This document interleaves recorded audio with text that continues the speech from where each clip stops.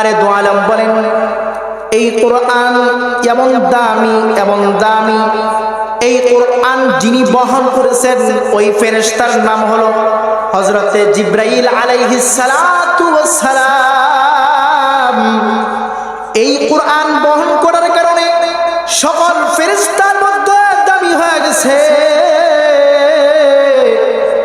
এই কোরআন যে ফেরেশতা বহন করেছে আল্লাহ নবী সরকারে দু আলম বলেন সকল ফেরেশতার সরদারি ফেরেশতা সম্মানিত ফেরেশতা সবচেয়ে দামি ফেরেশতার নাম হলো জিবরাইল আলাইহিস সালাম।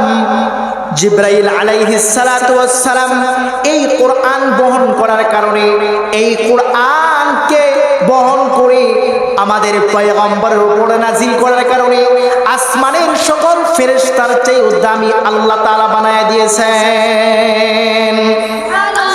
এই কোরআন আল্লাহ নবী সরকারে দু আলম বলেন এই কোরআন যেই জমিনে নাজিল হয়েছে মক্কাতুল মুকাররমা মদিনাতুল মুনাওয়ারা মক্কাতুল মুকাররমা কোরআন নাজিল হয়েছে। এই মক্কাতুল মুকাররমা আল্লাহ তাআলার কাছে দুনিয়ার মানুষের কাছে এই মক্কার জমিন পৃথিবীর সর্বশ্রেষ্ঠ জমিন, পৃথিবীর সবচেয়ে দামি জমিন। আল্লাহ তাআলার কাছে মদিনাতুল মুনাওয়ারা জমিন সবচেয়ে দামি জমিন, কারণ মক্কাতুল মুকাররমায় কোরআন অবতীর্ণ হয়েছে, মদিনাতুল মুনাওয়ারায় কোরআন অবতীর্ণ হয়েছে। এই জন্য আল্লাহ তাআলার কাছে এই জমিনগুলা সর্বশ্রেষ্ঠ জমিন বলে আখ্যায়িত হয়েছে। আল্লাহ নবী সরকার দু আলম বলেন এই কোরআন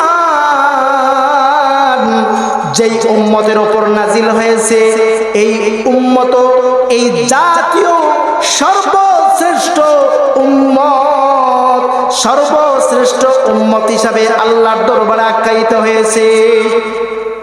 এই কোরআন যেই নবীর উপর নাজিল হয়েছে সরকারে দু আলম সর্বশ্রেষ্ঠ নবী হযরত মুহাম্মদ সাল্লাল্লাহু আলাইহি ওয়াসাল্লাম, আমাদের নবী সর্বশ্রেষ্ঠ নবী। এই কোরআন যেমন শ্রেষ্ঠ আমাদের নবীও শ্রেষ্ঠ, এই কোরআন যেমন দামি আমাদের নবীও দামি। এই শ্রেষ্ঠ কোরআন আমার আল্লাহ তাআলা সর্বশ্রেষ্ঠ পয়গম্বর উপর অবতীর্ণ করেছেন। সুবহানাল্লাহ।